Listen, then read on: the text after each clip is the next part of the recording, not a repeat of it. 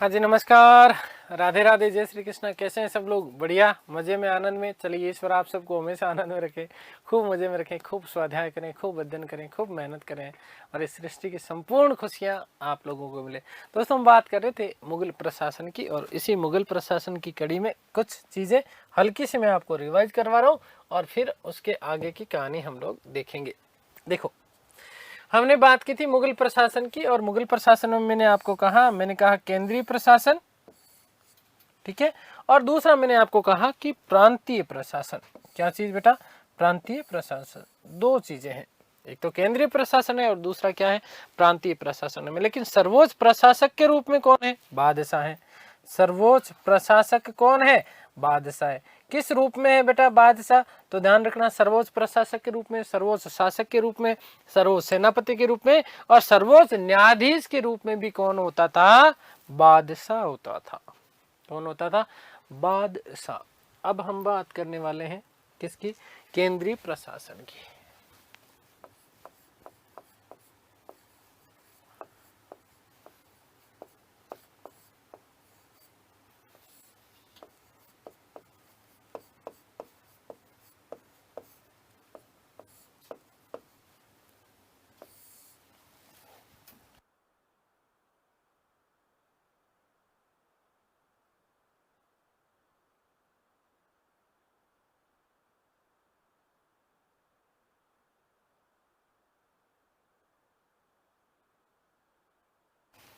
चलिए, केंद्रीय प्रशासन की बात करते हैं। किसकी बात करते हैं हम लोग?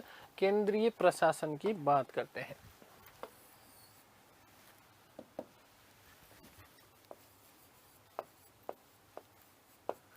केंद्रीय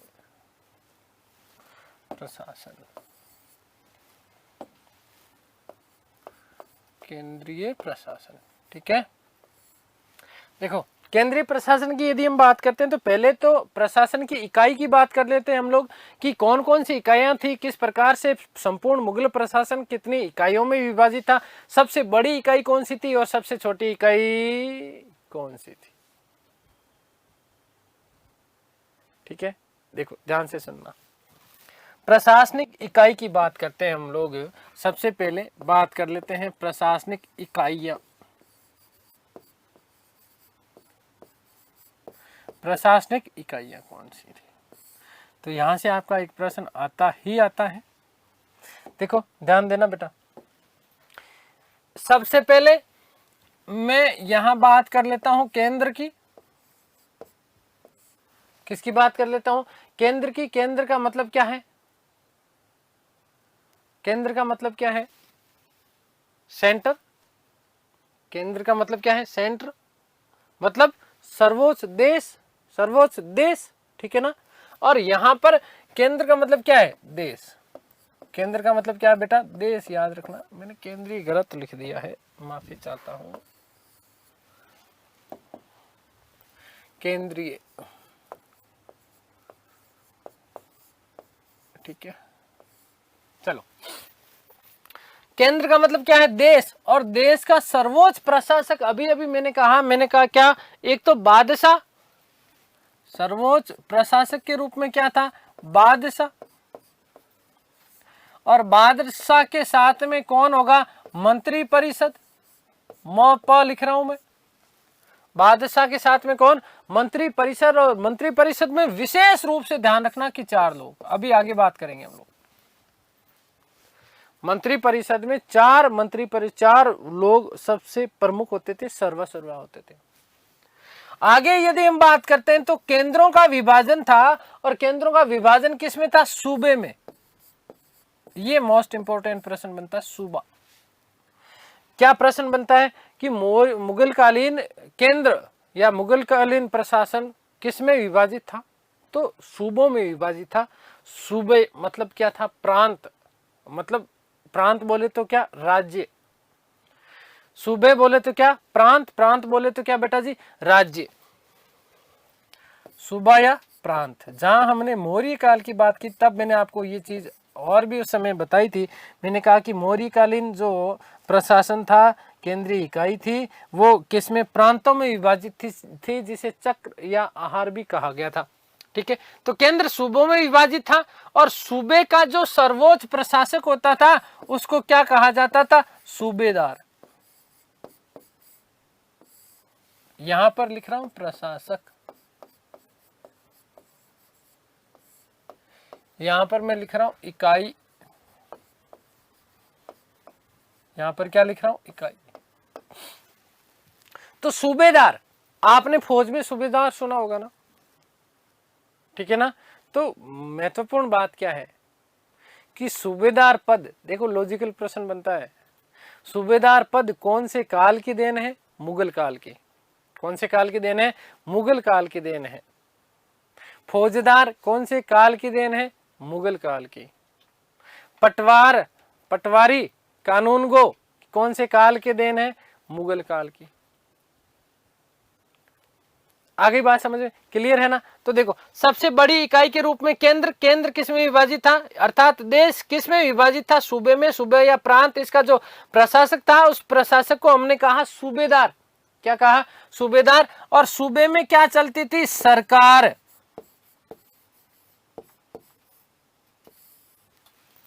सूबे में क्या चलती थी बेटा? सरकार। सरकार बोले तो क्या हो गया आपका? जिला। सरकार बोले तो क्या?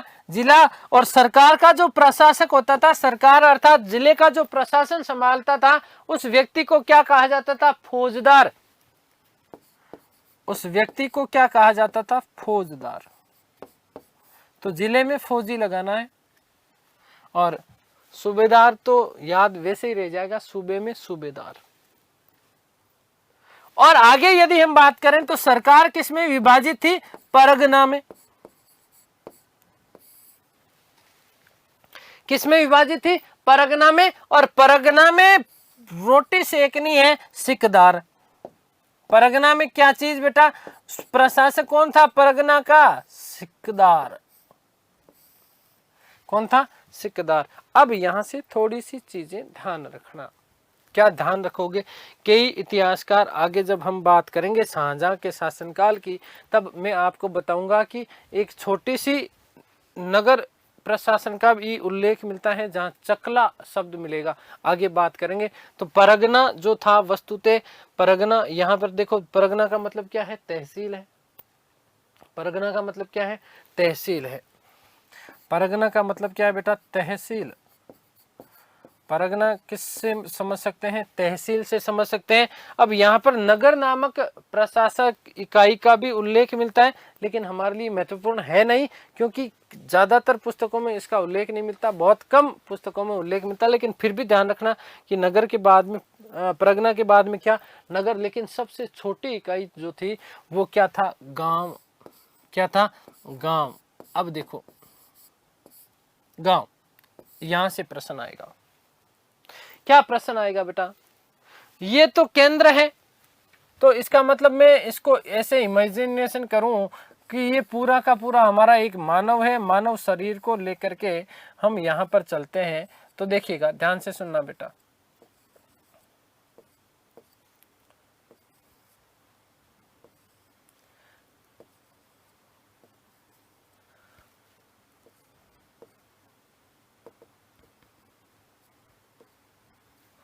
ठीक है, बढ़िया सा हेयर स्टाइल कर देते हैं हनी सिंह वाली। अब देखो, ये केंद्र है, सबसे बड़ी इकाई है, और ये पैर इसकी सबसे छोटी इकाई है। पैरों में व्यक्ति क्या पहनता है? मोजा पहनता है। पैरों में व्यक्ति क्या पहनता है? मोजा पहनता है। तो मोजा पहना देना इसको। क्या पहना देना? मोजा पहना देना। आगे बात समझ में क्लियर है ना। तो ग्राम या गांव, इस गांव को सबसे जो कि सबसे छोटी इकाई थी, ऊपर से चलना नीचे पैरों में आना, सबसे छोटी इकाई कौन सी है? गांव। और इस गांव को क्या कहा जाता था? मौजा। मुगल कालीन प्रशासनिक इकाई में सबसे छोटी इकाई क्या थी? ये प्रश्न बहुत बार पूछा जा चुका है, हजारों बार पूछा जा चुका है। और दूसरा इसी को घुमा करके पूछ लेते हैं कि गांव को क्या कहा गया था। तो गांव को याद रखना, मौजा कहा गया था। मौजा ही मौजा। गांव में क्या? मौजा ही मौजा। तो गांव को क्या कहा गया बेटा? मौजा कहा गया। गांव को क्या कहा जाता है? मौजा। और इसका जो सर्वे सर्वा होता है, प्रशासक होता है, उसके लिए शब्द मिलता है मुकदम या चौधरी बाबू, है ना। चौधरी बाबा देखा आपने, खुद मुकदम या चौधरी, यहाँ पर उल्लेख मिलता है किसका, खुद मुकदम या चौधरी, ठीक है ना। पहले गांव में जो बड़े बूढ़े बुजुर्ग लोग जो होते थे, हम बोलते थे ना कि चौधरी बाबा आ गया, चौधरी नियुक्त होते थे। सर्वे सर्वा, एक गांव का जो मुखिया होता था वो चौधरी कहलाता था। या केजी का शब्द मिलता है मुकदम, खुद और चौधरी, ठीक है। तो याद रखना मुकदम, ठीक है, या फिर शब्द मिलता है चौधरी। क्या शब्द मिलता है, चौधरी, ठीक है। अर्थात गांव का जो मुखिया था वो क्या कहलाता था बेटा, मुकदम या चौधरी कहलाता था। यहां से आपका एक सीधा सीधा बेसिक सा प्रश्न, दो तरीके के प्रश्न, एक तो सम्मिलित करने वाला प्रश्न बन सकता है, क्या सम्मिलित करवा सकता है, यहां पर तो ध्यान रखना। और दूसरा सीधा सीधा कि सबसे छोटी इकाई क्या थी, गांव, गांव को क्या मौजा, और सबसे बड़ी इकाई क्या, केंद्र, केंद्र अर्थात देश। इसका प्रशासक कौन, इधर बादशाह प्लस मंत्री परिषद, और मंत्री परिषद में 4 लोग प्रमुख, अभी हम बात करेंगे। आगे क्या, सूबा, सूबा का मतलब प्रांत, सूबा किस में विभाजित था, सरकार में, सरकार किस में विभाजित, परगना में। और यहाँ पर एक छोटी सी इकाई का नाम मिलता है नगर का, आगे हम बात करेंगे जब शाहजहां की बात करेंगे। इसी के लिए शब्द मिलता है चकला, क्या शब्द मिलता है, चकला नामक इकाई का उल्लेख भी कई लोग यहाँ पर करने का प्रयास करते हैं। केवल दिमाग में याद रखना इस बात को, ठीक है। लेकिन सबसे छोटी इकाई क्या थी बेटा जी, गांव थी। सबसे छोटी इकाई क्या थी, गांव थी। और गांव का मुखिया आपका मुकदम या चौधरी, मुकदम या चौधरी। आगे बात समझ में क्लियर है। यहां से आपका एक प्रश्न बनने की पूरी पूरी संभावना है, ठीक है। अब देखो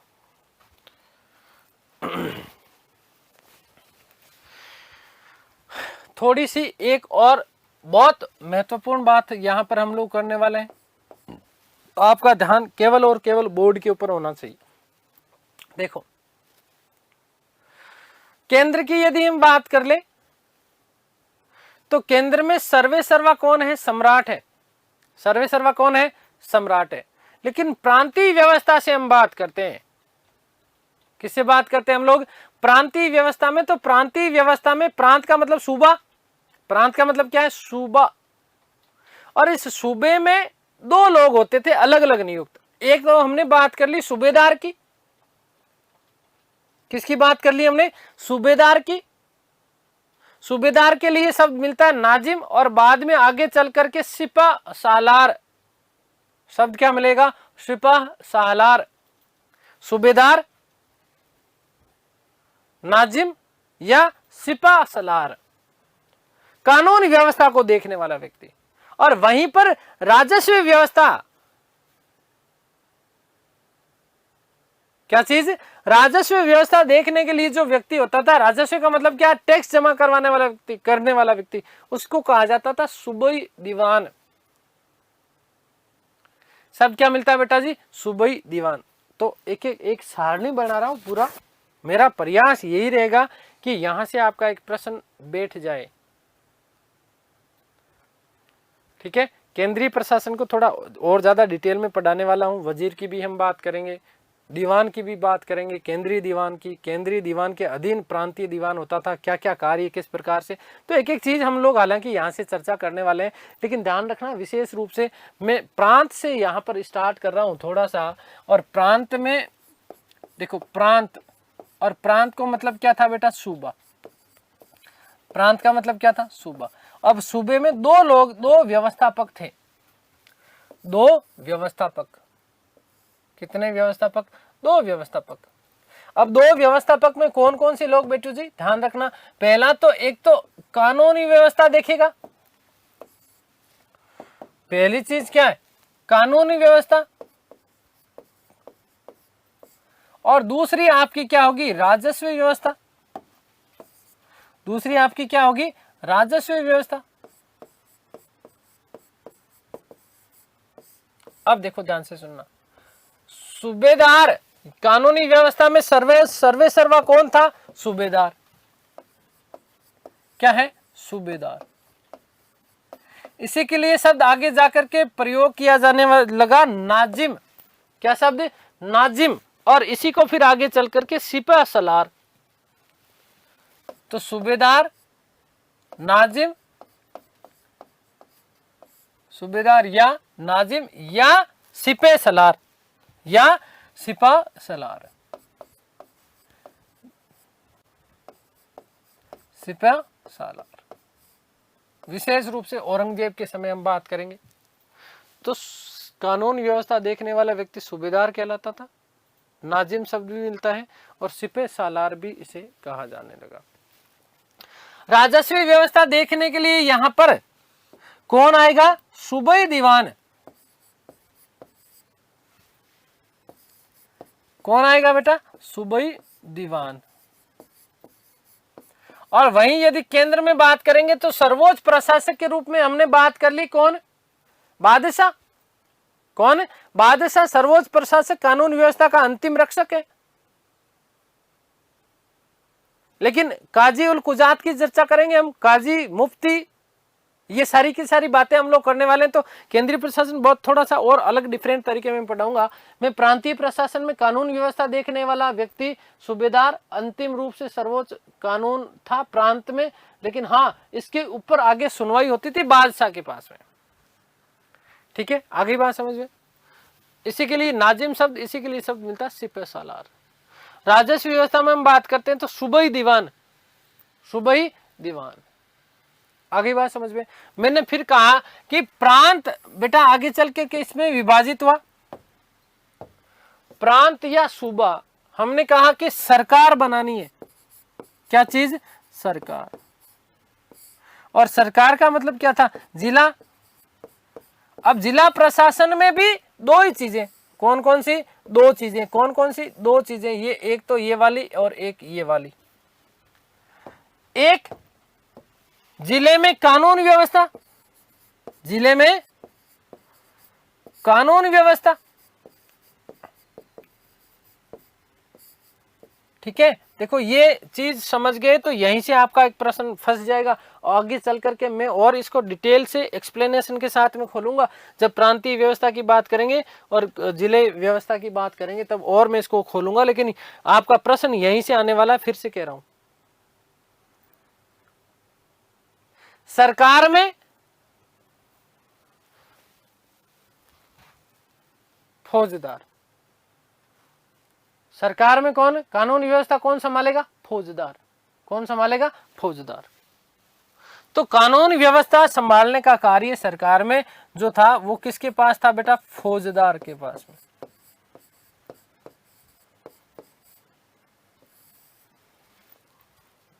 और राजस्व ये फौजदार व्यक्ति बेचारा जिले में बैठा बैठा ऐसे याद रखना कि अमल खाके गुजारा करता था। फौजदार जिले में बैठ करके अमल खाके गुजारा करता था। इसका मतलब अमल का मतलब देखो यहां पर क्या है? राजस्व व्यवस्था की बात करेंगे हम लोग। किसकी बात करेंगे? राजस्व व्यवस्था की। तो राजस्व व्यवस्था वसूलने वाला व्यक्ति जिले में क्या कहलाता था? अमल गुजार। मैंने कहा अमल खा करके गुजारा करता था। अमल बोले तो अफीम है ना, तो इसलिए इसको क्या कहा जाता था? अमल गुजार। अमल गुजार क्या कहा जाता था बेटा? अमल गुजार कहा जाता था। केंद्र की बात कर ली हमने, फिर सरकार की बात कर ली, और आगे हम बात करेंगे किसकी बेटा? याद रखना, परगना। किसकी बात करेंगे? परगना। नंबर 3, परगना। अब देखिएगा, परगना में भी वही चीज, पहली चीज कानून व्यवस्था,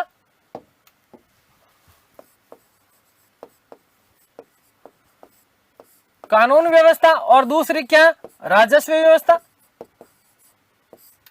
दूसरी चीज क्या?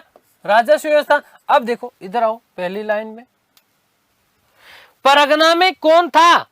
परगना का मतलब तहसील। यहां पर कानूनी जो अधिकारी था वो इसको क्या कहा जाता था? सिकदार। क्या कहा जाता था? सिकदार। तो ये लो, पहली चीज तो हमें पता है कि कानून व्यवस्था जो संभालने वाला व्यक्ति था परगना में, उस परगना का मतलब क्या था? तहसील। यहां पर व्यक्ति आ जाएगा आपका, क्या आएगा? सिकदार। सिकदार ए सिकदरान, आगे शब्द बोलूंगा मैं आपको, क्या, सिकदार ए सिकदरान। अब देखो परगना के लिए एक शब्द और मिलता है, परगना के लिए शब्द मिलता है माहल, परगना या माहल, परगना या महल। अब देखो यहां राजस्व व्यवस्था की जब बात करते हैं तो वहां पर अमल खा के गुजारा, और सिकदार तो बिल्कुल और बिल्कुल पूरा का पूरा आमिल ही था। सिकदार पूरा का पूरा क्या था बेटा, आमिल था। क्या था, आमिल था। अब आमिल यहां पर, अब देखो आमिल के अधीन 3 लोग होते थे। आमिल के अधीन कितने लोग होते थे, 3 लोग होते थे।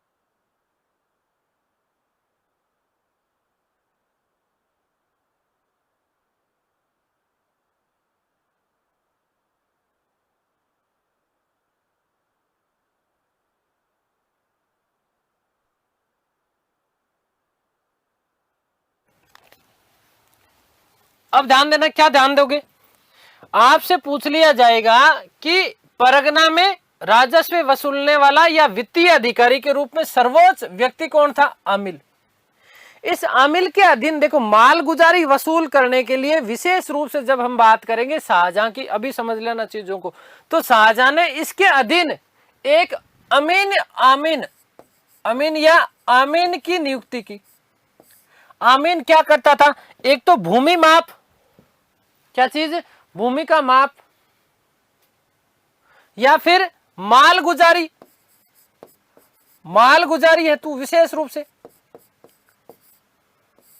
मालगुजारी हेतु, या फिर दूसरा भूमि माप में सहायता करता था, भूमि माप में सहायक है ये। आमीन के अलावा एक यहां पर शब्द याद रखना, फौतदार। क्या याद रखोगे, फौतदार। अब ये फौतदार महत्वपूर्ण है, वेरी मोस्ट इंपोर्टेंट बन जाता है बेटा। फौतदार किस संदर्भ में बन जाता है, सुनो। आपसे प्रश्न पूछेगा कि परगना या महल का मुख्य जो खजांची होता था, खजांची कौन चीज, खजांची क्या कहलाता था, फौतदार कहलाता था। और यहीं पर पहली बार शब्द देखने को मिला हमें, कानूनगो। कौन होता था, कानूनगो। तो कानूनगो का मतलब था पटवारियों का प्रमुख।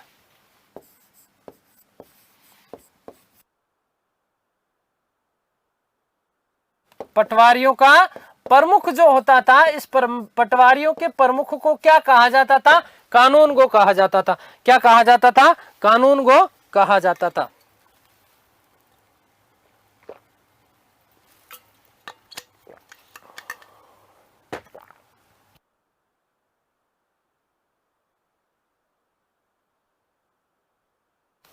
अब देखो सारी की सारी बात, एक चीज मोस्ट इंपोर्टेंट यहीं पर बता रहा हूं, देखो मोस्ट इंपोर्टेंट बात है बेटा जी, कारकुन। क्या शब्द याद रखना है, कारकुन। परगने का जो लिपिक होता था, परगने का जो लिपिक, कारकुन, जो बार बार आपसे पूछा जा चुका है। कारकुन का मतलब यह था कि परगने का लिपिक, परगने का लिपिक जो था, ये परगने का लिपिक आपका क्या कहलाता था, कारकुन कहलाता था। यहां पर देखो ध्यान से सुनना, ये जो पद स्थापित किया गया था, कौन सा, आमीन वाला, ये पद शाहजहां के समय स्थापित किया गया था, मालगुजारी के लिए या भूमि के लिए। बाकी विशेष रूप से फौतदार, कानूनगो, कारकुन, और आपको विशेष रूप में याद रखना है कि परगने का लिपिक कौन था, तो कारकुन था। बात समझ में आ गई। फिर देखो परगने की बात हो गई। अगली बात हम बात कर लेते हैं नेक्स्ट, ग्राम या गांव। और गांव को बेटा जी क्या कहा जाता था? मौजा कहा जाता था। गांव को क्या कहा गया? मौजा। अब गांव में भी दो चीजें, एक तो कानून व्यवस्था के लिए, गांव में चिंता मत करना वापस समझा दूंगा अभी, ठीक है ना, कानून व्यवस्था के लिए, और दूसरा गांव के राजस्व वसूल करने के लिए अलग अलग लोग। अब देखो ध्यान देना, पहले बस देख लो इसको। गांव में जो कानून व्यवस्था देखता था, अभी अभी थोड़ी देर पहले मैंने आपको बताया, मैंने कहा देखो ये रहा गांव, मुकदम या चौधरी, मुकदम या चौधरी। आगे बात समझ में क्लियर है ना। और दूसरा राजस्व वाला, गांव में कौन होते हैं? पटवारी जी होते हैं कि नहीं होते हैं? बताओ, गांव में पटवारी साहब होते हैं कि नहीं होते हैं? तो पटवारियों का प्रमुख कानून को कहलाता था। और गांव में राजस्व व्यवस्था देखने का कार्य कौन करता था बेटा? कौन करता था? पटवारी। तो पटवारी और कानून को, ये दोनों के दोनों पद मुगल काल की देन है भारतीय इतिहास को या भारत को। ये चीज ध्यान रखना, विशेष प्रश्न आपका लॉजिकल प्रश्न बन जाता है, ठीक है। खुद मुकदम या चौधरी ये शेरशाह सूरी के समय में भी प्रचलित था। हम आगे जब टोडरमल व्यवस्था की बात करेंगे तो थोड़ा और इसको डिटेल में करेंगे, ठीक है। आगे बात समझे तो देखो, यहां कानून व्यवस्था तो कौन संभालेगा? मुकदम। कानून व्यवस्था आपकी कौन संभालेगा? मुकदम। या फिर यहीं पर शब्द क्या है? चौधरी भी याद रखना। और याद रखना कि राजस्व वसूल करने का कार्य किसके पास में होता था? गांव में पटवारी जी के पास में। किसके पास में? पटवारी के पास में। इतनी बात समझ में आ गई क्या? यहां तक किसी कोई डाउट है क्या? मैं एक सेकंड में देखो वापस रिवाइज करवा रहा हूं बेटा, यहीं से ले लो। हमने मुगल प्रशासन की बात की, दो चीजें, केंद्रीय प्रशासन है ना, और प्रांतीय प्रशासन। केंद्रीय प्रशासन में सर्वोच्च प्रशासक या इन समस्त प्रशासन में सर्वोच्च प्रशासक बादशाह था। इन तीनों चीजों का मैंने आपको बता दिया। फिर हमने कहा केंद्रीय प्रशासन की में इकाइयों की बात करी हमने, कौन कौन सी इकाई? तो नंबर 1 केंद्र, नंबर 2 क्या है बेटा? सूबा, नंबर 3 क्या है? सरकार, नंबर 4 क्या है? परगना, और नंबर 5 क्या है? याद रखना गांव। सबसे छोटी इकाई क्या थी? गांव, जिसे मौजा कहा जाता था। इसका प्रशासक मुकदम या चौधरी होता था। परगना मतलब तहसील, तहसील का मुखिया सिकदार। सरकार मतलब जिला, और इसका मुखिया फौजदार, कानून व्यवस्था। सूबा, सूबा मतलब प्रांत, और प्रांत का मतलब राज्य, ठीक है ना, और इसका सूबेदार। केंद्र, देश, बादशाह और मंत्री परिषद। यहां पर विशेष रूप से ध्यान रखना कि वो क्या करते थे, यहाँ पर इस शासन व्यवस्था को संभालने का दायित्व इनके पास होता था। फिर हमने बात की कि केंद्र में, तो वैसे भी अभी अलग बात करेंगे, केंद्र में सर्वे सर्वा एक तरीके से कौन है? बादशाह जी हैं। और बादशाह के बाद में प्रधानमंत्री होता था, जिसे वकील या वजीर कहा जाता था। अभी बात करेंगे उकील। गांव वाली महिलाएं जब माताएं बहनें बोलती है ना, पहले बोलती थी ना उकील पण मत कर, उकील आ गयो, ठीक है, तो ध्यान रखना ये। खैर, प्रांत में कानून व्यवस्था या कानून व्यवस्था का सर्वोच्च अधिकारी, देखो कैसे प्रश्न घुमाएगा कि प्रांतों में कानून व्यवस्था का सर्वोच्च अधिकारी कौन होता था? सूबेदार। यही चल के नाजिम, और यही सिपह सलार, सिपह सालार। प्रांतों में वित्तीय व्यवस्था या राजस्व, एक ही बात है बेटा, राजस्व का मतलब वित्त है। वित्तीय व्यवस्था या राजस्व व्यवस्था का सर्वोच्च कौन था? सूबाई दीवान, सूबाई, ठीक है, सूबाई दीवान या सूबाई दीवान, एक ही बात है। सरकार का मतलब क्या है बेटा जी? जिला। और जिले का कानून व्यवस्था का सर्वोच्च प्रशासक कौन है? विधि का सर्वोच्च शासक कौन है? फौजदार। और राजस्व अर्थात वित्त व्यवस्था का सबसे प्रमुख कौन था? अमल गुजार। याद रखना कि फौजदार अमल खा के गुजारा करता था, इसलिए अमल गुजार। ठीक है, क्लियर हो गई बात। आगे देखो, परगना की यदि हम बात करें तो परगना को महल भी कहा जाता था। महलवाड़ी व्यवस्था पढ़ेंगे आगे जब आधुनिक भारत में, तब बात करेंगे। तो कानून व्यवस्था सिकदार के हाथ में थी, राजस्व व्यवस्था आमिल के हाथ में थी। आमिल के अधीन कुछ लोग होते थे जैसे आमिन। ये वस्तुतः शेरशाह शाहजहां के समय जो है लागू किया गया था। माल गुजारी और भूमि माप करने का कार्य करता था। फौजदार मुख्य खजांची होता था। ये बहुत बार पूछ लिया गया है, याद रखना। कानून को पटवारियों का प्रमुख होता था और कारकुन परगने का लिपिक होता था। परगने का क्या होता था बेटा? लिपिक होता था। ग्रामीण व्यवस्था में बात करें तो गांव को क्या कहा जाता था? मौजा कहा जाता था। गांव में कानून व्यवस्था देखने का कार्य मुकदम या चौधरी साहब के पास में होता था। ये एक शब्द और मिलता है, खुत। शब्द क्या मिलता है? खुत। ठीक है। और दूसरी यदि हम राजस्व व्यवस्था की बात करते हैं तो राजस्व संग्रहण करने का कार्य गांव में किसके पास में होता था? पटवारी जी के पास में होता था। ठीक है, आगे बात समझ में क्लियर है? यहां तक कोई अब किसी को कोई डाउट नहीं होना चाहिए।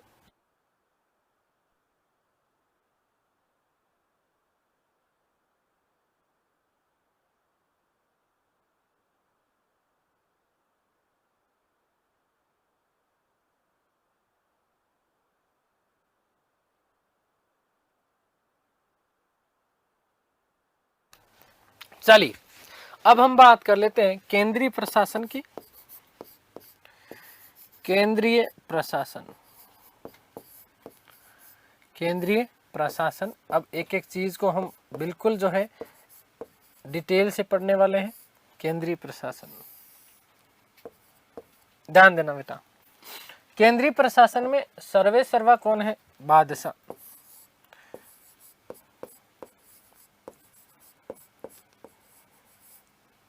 कौन है? बादशाह सर्वोच्च प्रशासक है। अब मैं बार बार वो चीज नहीं लिखूंगा कि सेना का सर्वोच्च सेनापति, उसका सेनापति, सर्वोच्च न्यायाधीश। सर्वोच्च प्रशासक क्या है? सर्वोच्च प्रशासक है। सर्वोच्च प्रशासक बोले तो कौन कौन से? सेना प्रशासन के रूप में सर्वोच्च सर्वे सर्वा। सेना का सर्वोच्च सेनापति भी है। ठीक है, लिखा चुका मैं ये बात। और न्याय में अंतिम न्यायाधीश भी कौन है? बादशाह है। कौन है? बादशाह है। मैंने कहा कि 1579 ईस्वी में अकबर ने महजर की घोषणा की और इस्लामिक धार्मिक कानून व्यवस्था में अपने आप को सर्वे सर्वा बना लिया। अंतिम निर्णय दाता बन गया था कौन? बादशाह अकबर। उसके बाद हम बात करते हैं, बादशाह के बाद में कौन आएगा? आपका वजीर। कौन आएगा? वजीर महत्वपूर्ण है। देखो बेटा, ध्यान देना। वजीर, इसी वजीर को कहा जाता था वकील। क्या कहा जाता था? वकील। या इसी को कहा जाता था प्रधानमंत्री, पीएम।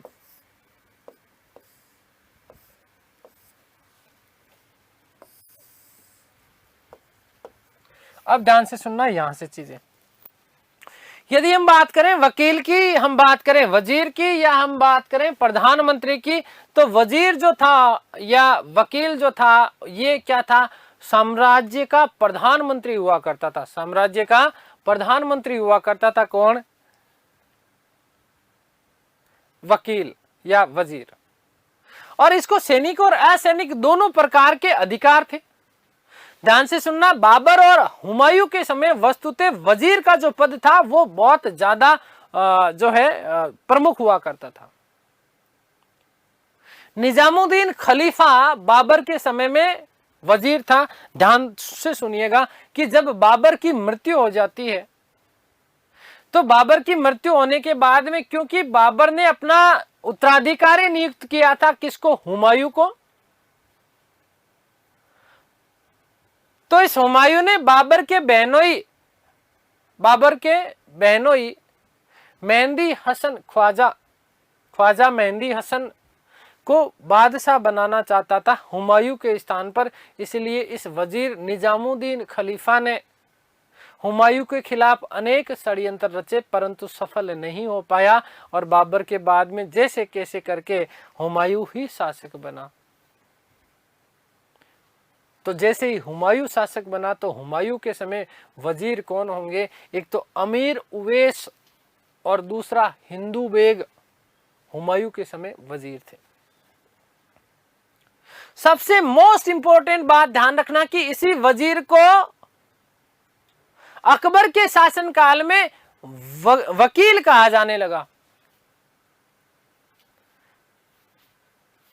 अकबर के शासनकाल में क्या कहा जाने लगा? वकील कहा जाने लगा। किसके शासनकाल में? अकबर के शासनकाल में। किसको? वजीर को, मतलब प्रधानमंत्री। आपने ध्यान होना चाहिए कि जब हुमायूं साहब की मृत्यु हो जाती है तो अकबर, क्योंकि अकबर का जन्म 1540 में, 15 अक्टूबर 1540, तो अकबर की मृत्यु के बाद, माफ कीजिएगा, कि हुमायूं की मृत्यु के बाद में संरक्षक सर्वेसर्वा बनता बैराम खां। और इसी बैराम खां क्योंकि संरक्षक था तो उस संरक्षक को उसने अकबर ने अपना वकील नियुक्त किया। और अकबर के शासनकाल में वकील को वकील ए मुतलक कहा जाता था। क्या कहा जाता था? वकील ए मुतलक कहा जाता था। लेकिन यदि आपने चीजें, आपको पता होना चाहिए कि बैराम खां का पतन हो जाता है। बैराम खां और अकबर के बीच में कुछ चीजें बदल जाती हैं। तो बैराम खां के पतन के बाद अकबर ने क्या किया? क्योंकि एक बार से यदि हम बात करें तो बादशाह के बाद में सर्वे सर्वा है, सर्वोच्च प्रशासक है वकील। बादशाह के बाद में वकील या प्रधानमंत्री, ठीक है। तो ध्यान रखना कि उसे, अकबर को ऐसा लगा कि यार ये बहुत ज्यादा जो था, ये बहुत ज्यादा है, ये इसके पास में शक्तियां बहुत ज्यादा हैं, तो इन शक्तियों को कुछ कम करना चाहिए। इसीलिए मोस्ट इंपॉर्टेंट ध्यान से सुनना कि बैराम खां की मृत्यु के बाद में, बैराम खां की मृत्यु के बाद में अकबर ने इस वकील की शक्तियों को कम करने के लिए अपने शासनकाल के 8वें वर्ष, अकबर का शासनकाल प्रारंभ हो गया 1556 में, और 8 जोड़ोगे तो 1564 आ जाएगा। कितना आ जाएगा? 1564 आ जाएगा। तो 8वें वर्ष उसने एक पद नियुक्त किया जिसका नाम था दीवान ए वजारत ए कुल। और इस दीवान साहब को राजस्व और वित्त मामलों का प्रधान नियुक्त कर दिया। याद रखना कि अकबर के समय में प्रथम जो दीवान नियुक्त किया गया था वो था मुजफ्फर खान। हालांकि बैराम खां के पतन के बाद में अकबर ने कुछ समय के लिए इस वकील का पद खाली रखा था, या वजीर का पद खाली रखा था, याद रखना। और वकील का पद इसलिए भी उसने खाली रखा क्योंकि एक तरीके से उसके एकाधिकार को समाप्त करने के लिए उसने चीजें विभाजित कर दी अकबर ने। कैसे विभाजित करी? दीवान बनाया मीर बख्शी, मीर सामा, सद्र उस सुदूर। ये 4 अधिकारी, मैंने आपको कहा था कि केंद्रीय प्रशासन में 4 विशेष लोग कौन? एक तो बादशाह प्लस 4 लोग कौन? एक तो हो गया बेटा दीवान, मीर बख्शी, मीर सामा, सद्र उस सुदूर। पहला दीवान वित्त मामले, मीर बख्शी सैनिक मामले, मीर सामा घरेलू मामले, और सद्र उस सुदूर धार्मिक मामले। इन 4 लोगों में उसने क्या कर दिया? विभाजित कर दिया। तो वजीर का जो ओहदा था, वकील का जो पद था, इस वकील के पद की थोड़ा सा गौरव कम हो गया। और यदि हम बात करें शाहजहां के समय के काल की, तो शाहजहां के समय के शासनकाल में तो ये जो वकील का जो पद था वो केवल और केवल जो था, याद रखिएगा कि केवल सम्मान मात्र का ही पद रह गया था।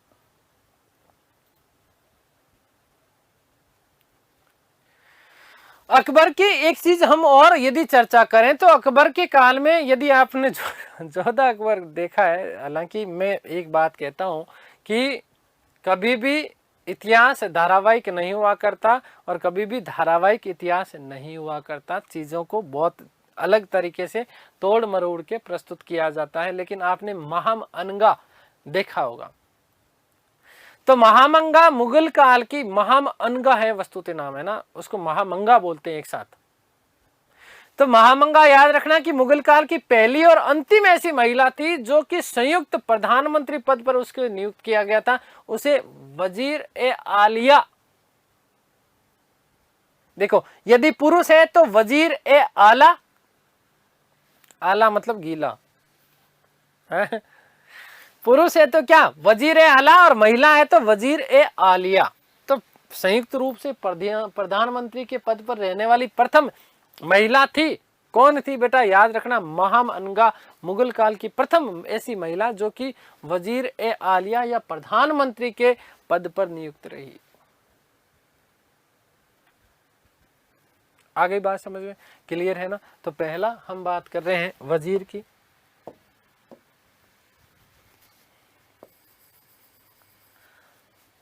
यह बादशाह के बाद, यह बादशाह के बाद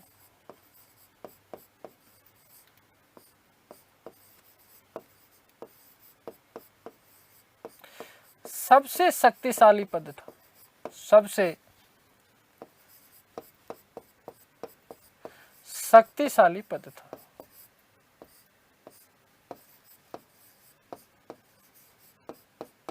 जिसे सैनिक व असैनिक दोनों अधिकार प्राप्त थे, जिसे सैनिक व असैनिक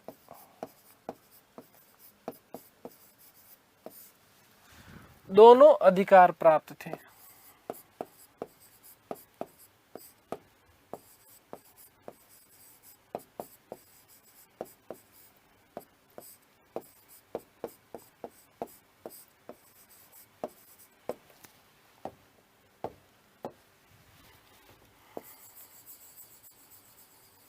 अकबर के काल में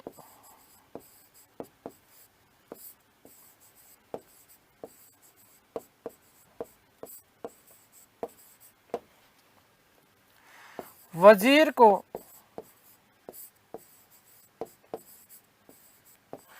वकील कहा जाने लगा।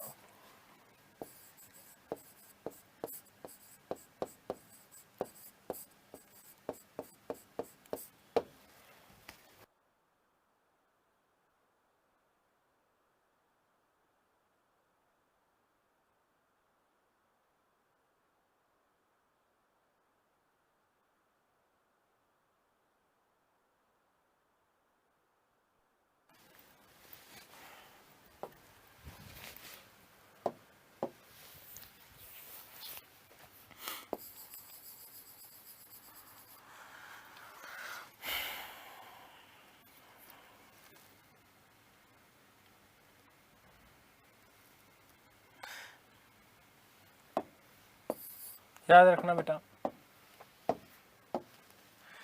कि इसे वकील ए मुतलक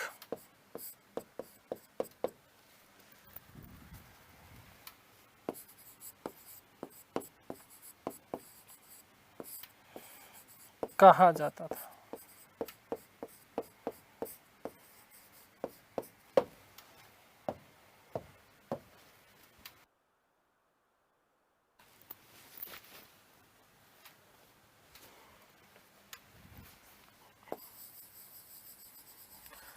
हुमायूं, माफ कीजिएगा, बाबर व हुमायूं के काल में, बाबर व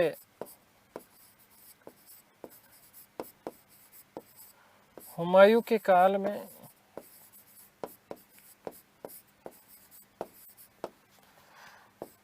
वजीर का पद सबसे महत्वपूर्ण था। वजीर का पद सबसे महत्वपूर्ण था।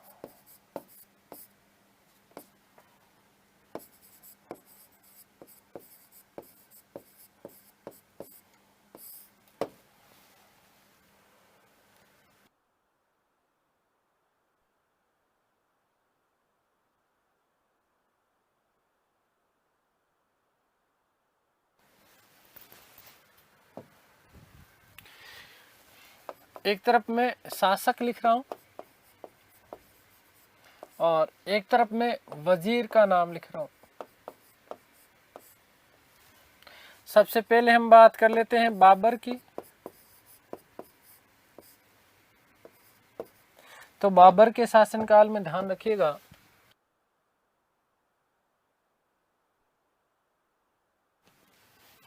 निजामुद्दीन खलीफा, निजामुद्दीन खलीफा।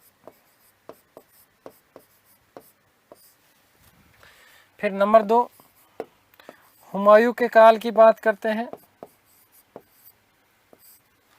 तो हुमायूं के काल में अमीर उवैस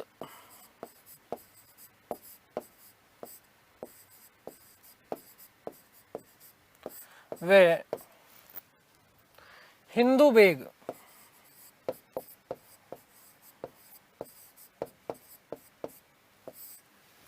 फिर यदि हम बात करते हैं नंबर 3, अकबर बादशाह, अकबर महान। तो प्रारंभिक समय में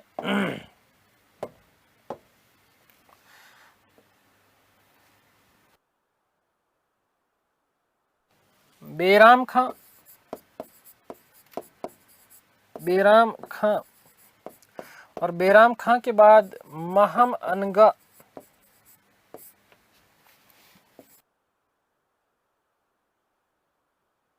महामंगा। ठीक है ना। अब देखो ध्यान से सुनना बेटा, महामंगा, महामंगा एक साथ ऐसे बोल देते हैं। महामंगा वस्तुतः अकबर की धाई मां हुआ करती थी। क्या हुआ करती थी? धाई मां हुआ करती थी। ठीक है, क्लियर है ना। और इसीलिए बेराम खां, जब बेराम खां, ऐसा कहा जाता कि हुमायूं का जब मृत्यु हुई तो अकबर रोया नहीं था, परंतु जब बेराम खां की मृत्यु हुई तो अकबर रोया था। उसने कहा कि आज मैं वास्तविक रूप से, आज मैं वास्तविक रूप से मैं अनाथ हो गया हूं, मैं अनाथ हो गया हूं। तो ये बात याद रखना विशेष रूप से। ठीक है ना। अगली बात समझ में याद रखना कि अकबर के काल में वजीर को क्या कहा जाता था? वकील कहा जाता था।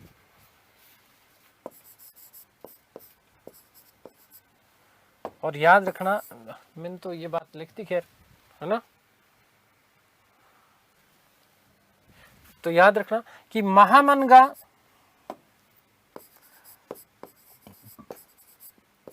महामनगा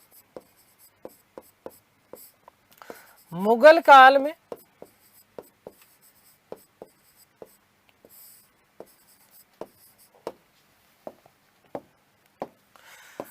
वकील या वजीर एक ही बात है, या प्रधानमंत्री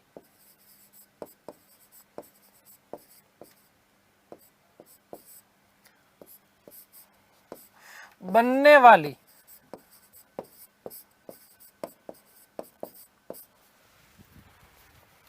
प्रथम वे अंतिम महिला थी।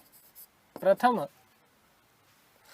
वे अंतिम महिला थी।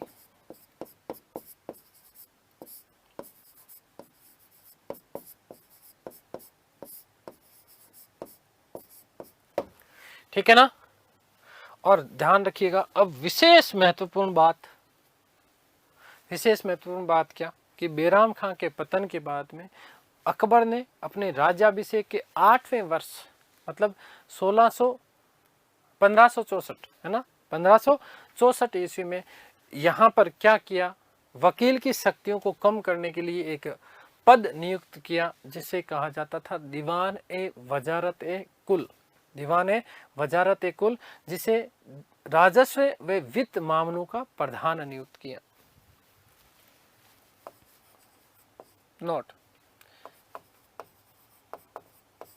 कि बेराम खां के पतन के बाद, बेराम खां के पतन के बाद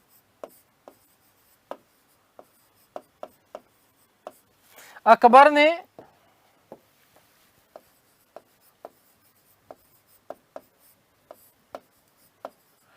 वकील की शक्तियों को कम करने के लिए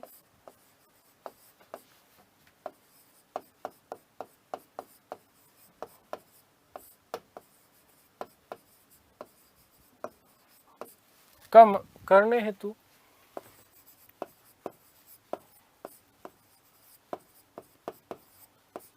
अपने शासनकाल के 8वें वर्ष, मोस्ट इंपोर्टेंट लाइन है या याद रखना, अपने शासनकाल के 8वें वर्ष, अपने शासनकाल के 8वें वर्ष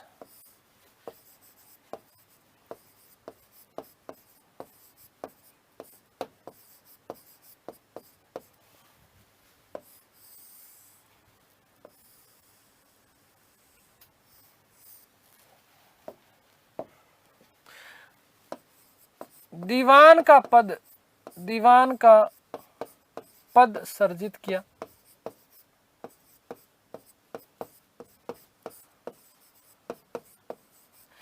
जिसे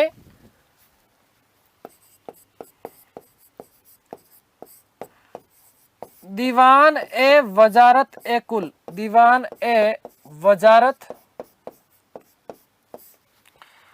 ए कुल, छोटा सा नाम है, ज्यादा बड़ा नाम नहीं है,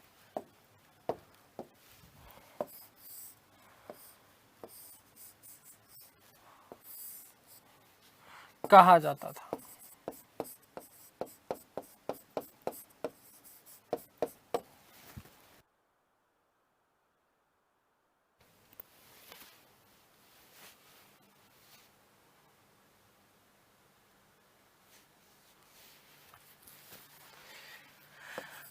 इसे राजस्व व वित्त मामलों का सर्वोच्च बना दिया।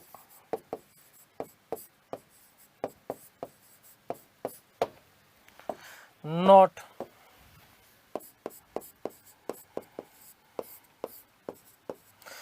प्रथम दीवान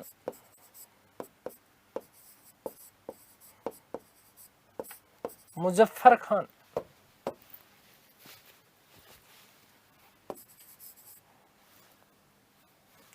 मुजफ्फर खान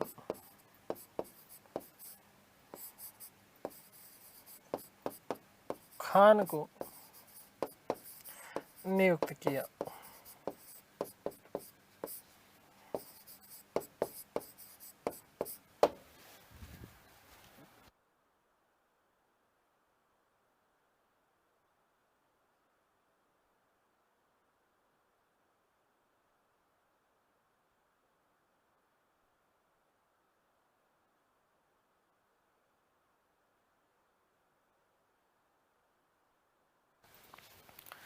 ठीक है, अगली बात, फिर से मोस्ट इंपोर्टेंट बात,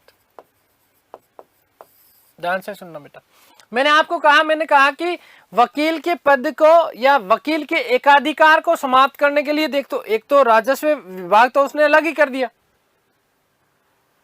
अपने राज्याभिषेक के 8वें वर्ष या शासनकाल के 8वें वर्ष। जैसे कलिंग युद्ध लड़ा था अशोक ने, वैसे ये भी बहुत बड़ा युद्ध था। ठीक है, तो ध्यान रखना कि वकील के एकाधिकार को समाप्त करने के लिए उसके अधिकारों को उसने 4 लोगों में विभाजित कर दिया। एक दीवान, दूसरा मीर बख्शी, तीसरा मीर सामा और चौथा सद्र उस सुदूर। मोस्ट इंपोर्टेंट, और यही 4 लोग उसकी मंत्री परिषद के एक तरीके से केंद्रीय मंत्री परिषद में सर्वे सर्वा था बादशाह के साथ में। तो एक तरीके से वकील या वजीर या प्रधानमंत्री जिसकी हम लोग चर्चा कर रहे थे, ये एक तरीके से केवल और केवल नाम मात्र का पद रह गया। किसके काल में? अकबर के शासन काल में। अब इसकी स्थितियां और आगे ज्यादा दयनीय हो गई। कब? शाहजहां के काल में वकील जो था वो केवल सम्मान का पद था, हाँ कि वकील साहब है।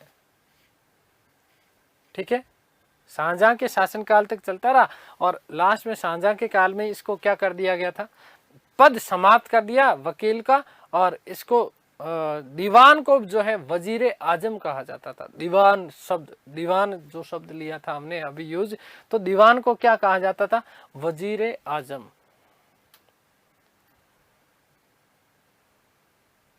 वजीर आला, वजीर आलिया।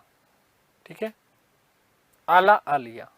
ठीक है, और दीवान को वजीर आजम कहा जाने लगा था। किसके शासनकाल में बेटा, याद रखना, शाहजहां के शासनकाल में। तो देखिएगा कि अकबर ने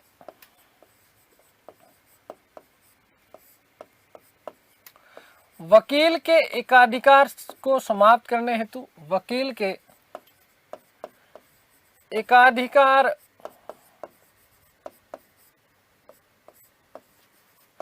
को समाप्त करने हेतु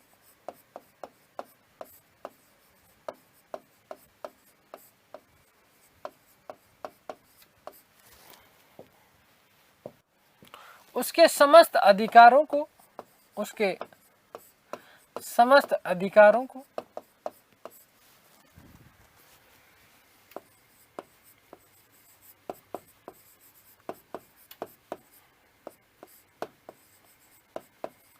निम्न 4 लोगों में विभाजित कर दिया। निम्न 4 लोगों में विभाजित कर दिया।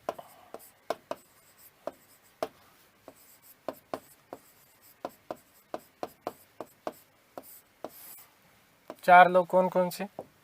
एक तो दीवान, दूसरा मीर बख्शी,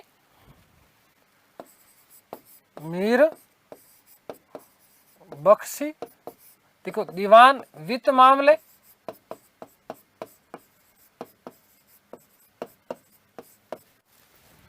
मीर बख्शी बेटा जी याद रखना सैनिक मामले,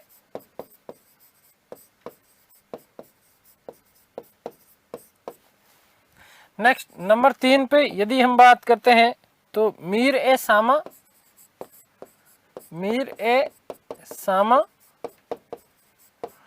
सामा जी घरेलू मामले और सद्र उस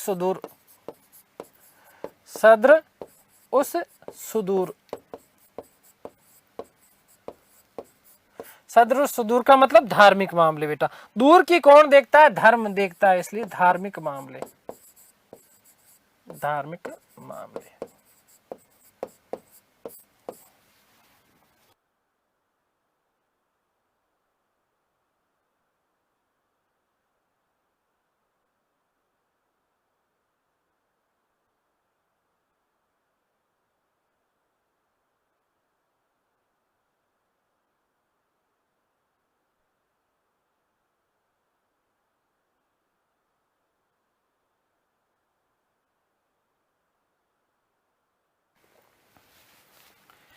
याद रखना, फिर से एक नोट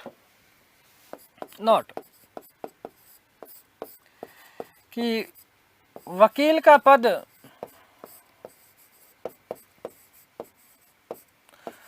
शाहजहां के शासनकाल तक चलता रहा। शाहजहां के शासनकाल तक चलता रहा।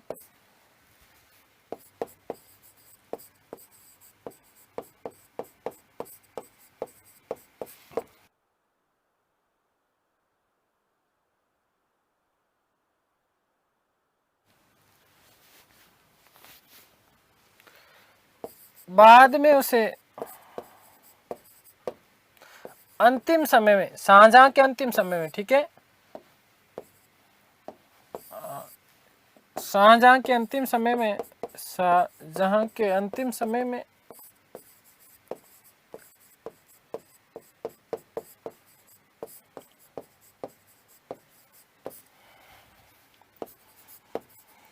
इसे समाप्त कर दिया गया।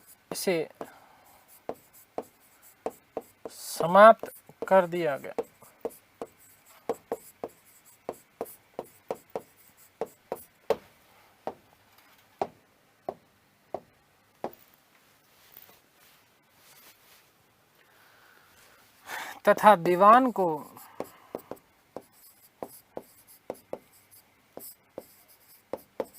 वजीर ए आजम कहा जाने लगा।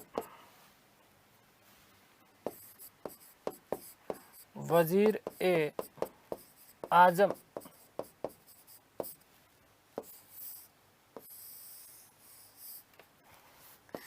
कहा जाने लगा।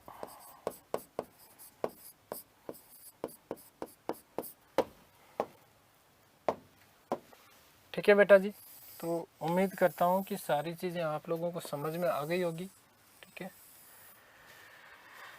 किसी भी तरह की कोई चीज़ें समस्याएं हो तो बता दीजिएगा, मेल कर दीजिएगा, मैसेज डाल दीजिएगा टेक्निकल टीम को। ठीक है, ध्यान रखना। वकील का एकाधिकार समाप्त करने के लिए अकबर ने क्या किया, 4 भागों में विभाजित कर दिया पूरे के पूरे। दीवान वित्त मामले, मीर बख्शी सैनिक मामले, मीर सामा घरेलू मामले, सदर सदूर धार्मिक मामले। आगे फिर सदर सदूर में भी हम काजी और काजी उल कुजात की बात करेंगे। ठीक है, तो उम्मीद करता हूँ सारी की सारी चीज़ें आप लोगों को समझ में आई होगी। दीवान की बात करेंगे हम अगली क्लास में। इन चारों पदों की महत्वपूर्ण जो 4 पद थे, इन चारों पदों की हम लोग चर्चा करने वाले हैं।